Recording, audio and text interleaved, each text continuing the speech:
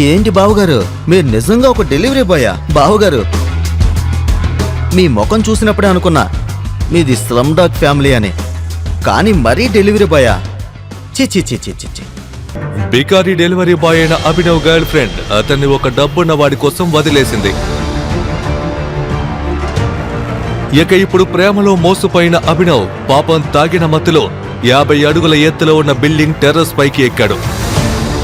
ఈ దేవదాసు చావడానికి సిద్ధంగా ఉన్నాడు. కానీ తను ఒకటి తలిస్తే దైవం ఇంకొకటి తలుస్తోంది అన్నట్టు అభినవ్ కింద పడిపోయాడు. కానీ అతను పడ్డది ఎక్కడ?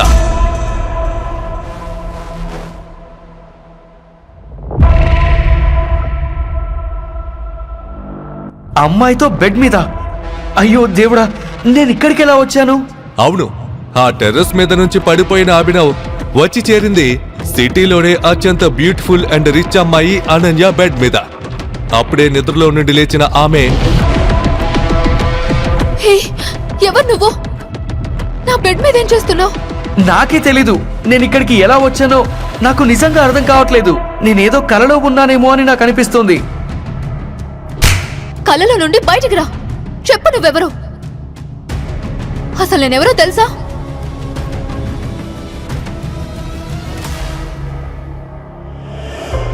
ఓ మై గాడ్, అసలు ఇక్కడ ఏం జరుగుతుంది సిస్టర్? ఈ బికారిని బెడ్ మీద ఏం చేస్తున్నాడు? మజా చేసుకుంటున్నావా? సన్నీ, నువ్వు ఇక్కడేం చేస్తున్నావు? ఈ ప్రశ్న నేను నిన్ను అడగాలి. ఈ లోఫర్ నీతో ఇక్కడ బెడ్రూమ్ లో ఏం చేస్తున్నాడు?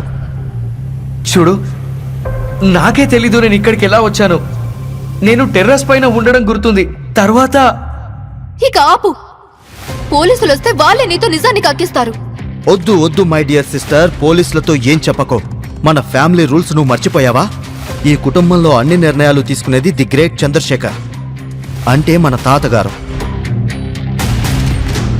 తాతగారి పేరు వినగానే అనన్యకి ఒళ్ళంతా చెమటలు పట్టాయి.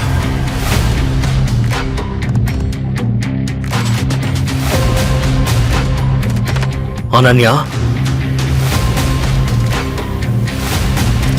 చంద్రశేఖర్ సిటీలో ధనవంతుల్లో ఒకరు మాత్రమే కాదు, చాలా పాతకాలపు ఆచారాలు ఫాలో అయ్యేవాడు. చెప్పడానికి ఆయన సూట్ వేసుకొని తిరిగేవాడు. కానీ ఆయన ఆలోచనలు మాత్రం 500 ఏళ్ల క్రితం నాటివి. తాతగారు వచ్చాక ఏం జరుగుతుందో అని అనన్య భయపడింది. అప్పుడే అనన్య బయటకు రా అని తాత వాయిస్ వినగానే అనన్య భయంతో వణికిపోయింది. తాతయ్య, తాతగారికి అంతా తెలిసిపోయిందని ఆమెకు అర్థమైంది. కాని ఎలా? ఎప్పటి వరకు ఈ బికార్తో బెడ్రూమ్ లోనే ఉంటావు? బయటికి రా, తాతయ్య నీ కోసం ఎదురు చూస్తున్నారు.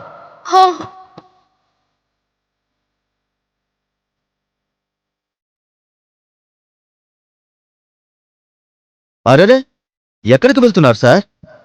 పెద్దవాళ్ళు మన మంచిగా చెప్పారు, మందు తీసుకోవడం ఆరోగ్యానికి హానికరమని. ఇప్పుడు చూడు, అది నిన్ను ఎక్కడికి తెచ్చిపడేసిందో. ఇప్పుడు నా చెల్లిని తాతగారి కోపం నుండి ఎవరు కాపాడతారో? మరి నువ్వు చిక్కారి వెదవి, నీకు మాత్రం ఈరోజు ఉందిలే పదా.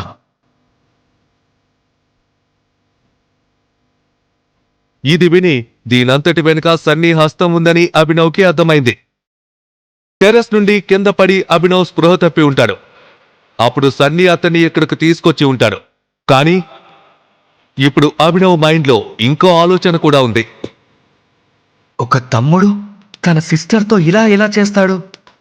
అసలు వీడు నిజంగా అనన్యకి బ్రదరా కాదా?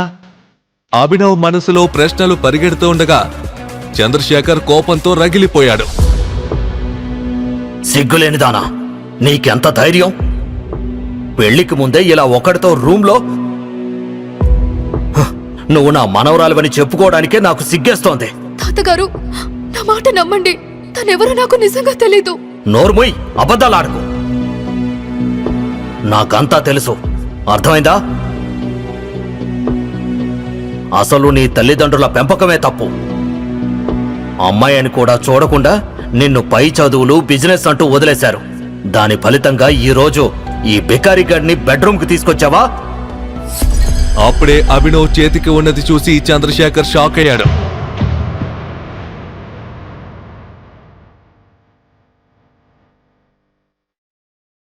ఏంటి మీరు చేస్తుంది?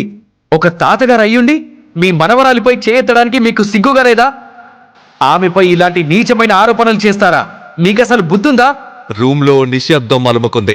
చంద్రశేఖర్తో ఎవరూ ఎంతవరకు ఇలా మాట్లాడలేదు. కానీ ఈరోజు ఒక సాధారణ డెలివరీ బాయ్ సిటీలోని రిచెస్ట్ మ్యాన్కి ఎదురు తిరిగాడు. నీకు ఎంత ధైర్యం? మా తాతగారికే ఎదురు మాట్లాడతావా? నిన్ను షూట్ చేసి పారేస్తాను. సన్నీ, వదిలేయ తన్నే. తాతయ్య ఎందుకు ఇలా అన్నారు అని సన్నీకి అర్థం కాలేదు. కానీ తాతగారి మాట వినడం తప్ప తనకి వేరే ఆప్షన్ లేదు. చంద్రశేఖర్ అభినవ్ని పైకి కిందకి చూసి అనన్యతో, అనన్య, ఈ అబ్బాయి ఎవరైనా సరే నువ్వు ఇతన్నే పెళ్లి చేసుకోవాలి. లేదు తాతయ్య, నేను ఇతన్ని ఎలా పెళ్లి చేసుకుంటాను? నాకు ఇతని పేరు కూడా తెలీదు. నోర్మోయ్, నాటకాలు ఆడకు. ఈ చంద్రశేఖర్ నియమాలు నీకు తెలుసు. నోరు మూసుకొని తల దించుకొని ఇతన్ని పెళ్లి చేసుకో, అది కూడా ఈ రోజే. లేదు తాతయ్య, నేను ఈ బిగ్గారిని పెళ్లి చేసుకోను.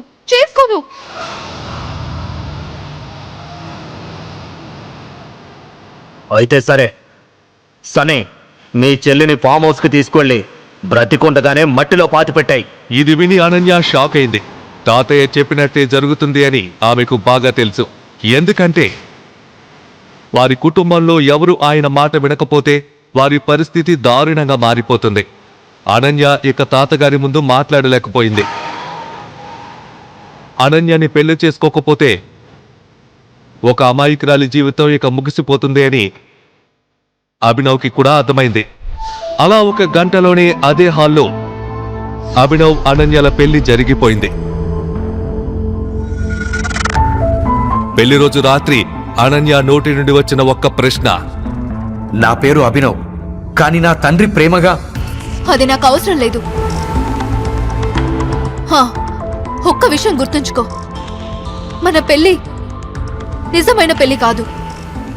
బయట ప్రపంచానికి మనం భార్యాభర్తల్లా ఉంటాం, కానీ గదిలో మనమిద్దరం పరాయి వాళ్ళం మాత్రమే. అభినవ్కి రిచ్ అమ్మాయి అయిన అనన్య ముందు డెలివరీ బాయ్ అయిన తనకి ఏ విలువ లేదని బాగా తెలుసు. కానీ దేవుడు వాళ్ళిద్దరినీ కలిపాడంటే దాని వెనుక ఏదో ఒక కారణం ఉండే ఉంటుంది. ఈరోజు నా స్నేహితుడు అక్రమ్ బర్త్డే పార్టీ. దానికి అనన్య, నువ్వు నీ భర్తని తీసుకుని వెళ్ళాలి. అనన్య ఆ పార్టీకి వెళ్లాలని అనుకోలేదు. కానీ తాతగారు ఇచ్చిన ఆర్డర్స్ కాదనడం జరగని పని. ఇష్టం లేకపోయినా అభినవ్ కూడా ఆమెతో వెళ్లాల్సి వచ్చింది. కానీ అక్కడ అతను ఒకరిని చూసి షాక్ అయ్యాడు.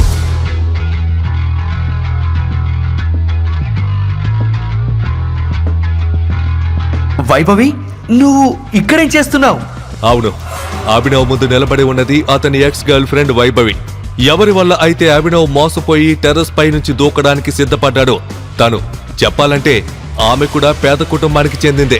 కానీ కొద్ది రోజుల క్రితమే ఆమె డబ్బున్న అబ్బాయి వల్ల పడిపోయింది. అందుకే తను అభినవ్కి బ్రేకప్ చెప్పింది. అభినవ్ వైభవితో మాట్లాడుతూ ఉండటం చూసిన వైభవి బాయ్ ఫ్రెండ్ దేవా, ఈ బికారెవడు బేబీ? ఓ, నీ ప్రేమ కోసం టెర్రస్ పై నుండి జంప్ చేసిన డెలివరీ బాయ్ ఇతనేనా? హే బేబీ, వీడే ఆ దేవదాస్. ఎక్కడో ఏదో డెలివరీ చేయడానికి వచ్చుంటాడు, అంతేనా? అంతలో ఆల్రెడీ పార్టీలో ఉన్న సన్నీ అక్కడికి వచ్చి, ఏంటి బావగారు, మీరు నిజంగా ఒక డెలివరీ బాయా? బావగారు, మీ ముఖం చూసినప్పుడే అనుకున్నా మీది స్లమ్ డాగ్ ఫ్యామిలీ అని. కానీ మరీ డెలివరీ బాయా? చి చి చి చి చి. సన్నీ, ఈ బికార్ని నువ్వు బావాని ఎందుకు పిలుస్తున్నావు? కొంపదీసి ఇతనేని? అదే కదా నేను చెప్పేది. నా చెల్లి ఈ బికారిని పెళ్లి చేసుకుంది. ఇతనే నా చెల్లెలి పతిదేవుడు. ఇతనే నా చెల్లెలి మొగుడు, ముద్దుల మొగుడు. ఇది విని అక్కడ ఉన్న వాళ్ళందరూ షాక్ అయ్యారు. కానీ అందరికంటే షాక్ అయింది మాత్రం అనన్య ఫ్రెండ్ ప్రణయ్. లేదన్నన్య, నువ్వు ఇలా ఎలా చేస్తావు? నాలాంటి రిచ్ అండ్ హ్యాండ్సమ్ ప్రిన్సెస్ ను వదిలేసి నువ్వు ఈ బికారిని ఎలా పెళ్లి చేసుకున్నావు? అసలు నువ్వు ఈ బికారిని పెళ్లి చేసుకోవాల్సిన అవసరం ఏంటి? అరే, నా చెల్లి పెళ్లి ఈ బికారితో ఎలా జరిగిందో నేను చెప్తాను ప్రణయ్. అంటూ సన్నీ అందరి ముందు అనన్య అభినవ్ పెళ్లి ఎందుకు జరిగిందో చెప్పడం మొదలుపెట్టాడు. ఎలా అభినవ్ అనన్య బెడ్ మీద దొరికిపోయాడు, ఎలా తాత ఆమెను కోపగించుకున్నాడు, ఎలా ఈ బికారీతో అనన్య చిక్కుకుపోయిందో సన్నీ ఇదంతా చెప్తూ ఉండగానే అందరూ గట్టిగా నవ్వడం మొదలుపెట్టారు. కానీ అనన్య కళ్ళల్లో నీళ్లు తిరిగాయి. ఏడుస్తూ ఏడుస్తూ అనన్య అక్కడి నుంచి బయటకు పరిగెత్తింది. అభినవ్ కూడా తన వెనుక వెళ్ళబోతుంటే సన్నీ తన చేయి పట్టుకుని ఆపేశాడు. అరే అరే బావగారు, మీరెక్కడికి వెళ్తున్నారు? ఈ రోజు మీరే సెంటర్ ఆఫ్ అట్రాక్షన్. మీకు సన్మానం చేయడం ఇంకా మిగిలే ఉంది. రండి రండి బావగారు, ఇలా రండి. ఇది స్పెషల్గా మీకోసమే తెప్పించాం అని చెప్పి సన్నీ అభినవ్ని సింహాసనంలా కనిపిస్తున్న ఒక కుర్చీలో కూర్చోమని సైగ చేశాడు. హే సనీ, నీకేమైనా పిచ్చా? వీడిక్కడ ఎలా కూర్చుంటాడు? నీకు తెలుసు కదా ఈ చైర్ ఎవరిదో. అరే నోరు మూసుకోదేవా, మా బావకు ఎలా సన్మానం చేయాలనేది నాకు బాగా తెలుసు. ఏదేమైనా ఇతను మన సన్నీకి బావ. ఇతనికి మనం గౌరవం ఇచ్చి తీరాలి. 100% ఇవ్వాల్సిందే. ప్రణయ్ మాట విని సన్నీ అభినవ్ని ఇరికిస్తున్నాడని దేవాకు అర్థమైంది. ఈ డెలివరీ బాయ్ గడికి తన లెవెల్ ఏంటో ఇప్పుడు తెలిసేలా చేస్తాను. రండి కూర్చోండి మీ హాట్ సీట్లో. మీకోసమే స్పెషల్గా చేయించాను ఈ చైర్. కూర్చోండి. అరే బావగారు, కూర్చోండి కూర్చోండి కూర్చోండి. అభినవ్ ఆ చైర్లో కూర్చోగానే సడన్ గా ఒక అలారం గట్టిగా మోగింది.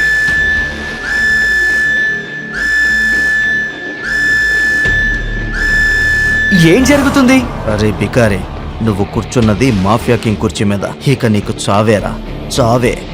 ఆ స్పెషల్ కుర్చీ మాఫియా కింగ్ మాలిక్ అక్రమ్ది. దానిలో అతను తప్ప మరెవరూ కూర్చోవడానికి పర్మిషన్ లేదు. ఎవడ్రా అది?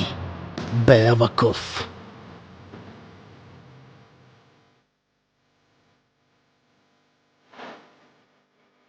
ఈ మాఫియా కింగ్ కుర్చీలో కూర్చున్న ధైర్యం చేసినోడు ఎవడో? సూటు బూటు వేసుకొని చేతిలో ఒక ఇంపోర్టెడ్ సిగార్ పట్టుకొని అక్రమ్ అక్కడికి వచ్చాడు.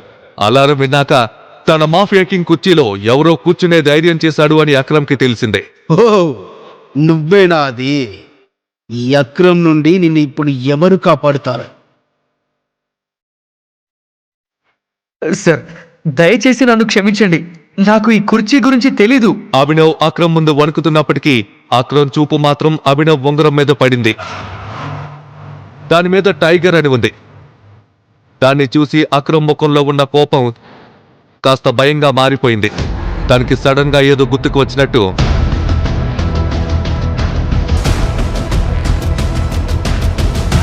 టైగర్, టైగర్, నన్ను క్షమించు. నేను నిన్ను గుర్తుపట్టలేదు. I'm really sorry. అరే అక్రమ్ అంకుల్, మీరు ఈ బికారి గడి కాళ్ళ మీద ఎందుకు పడుతున్నారు? వీడొక బికారి. ఎవడ్రా బికారి? ఈ కుర్చీ మాత్రమే కాదు, ఈ ప్రపంచమంతా ఇతనిదే. ఇతడే మాఫియాకు అసలైన కింగ్, మన టైగర్. ఇతనేనా రియల్ టైగర్? బాప్రే. అభినవ్ ముందు అక్రమ్ లాంటి డాన్ ఎందుకు మోకరెళ్ళి కూర్చున్నాడు? అక్రమ్ ఎందుకు అభినవ్ని టైగర్ అని పిలిచాడు? అభినవ్ ఉంగరం చూసి అక్రమ్ ఎందుకు భయపడిపోయాడు? అభినవ్ అలియాస్ టైగర్ కథలో ఇక ముందు ఏం జరుగుతుంది? ఈ ప్రశ్నలకు సమాధానాలు తెలుసుకోవాలంటే నెక్స్ట్ ఎపిసోడ్ వినాల్సిందే. క్రింద ఇచ్చిన లింక్ ని క్లిక్ చేసి పాకెట్ ఎఫ్ఎం యాప్ ని ఇన్స్టాల్ చేసుకోండి. Stay tune to pocket FM.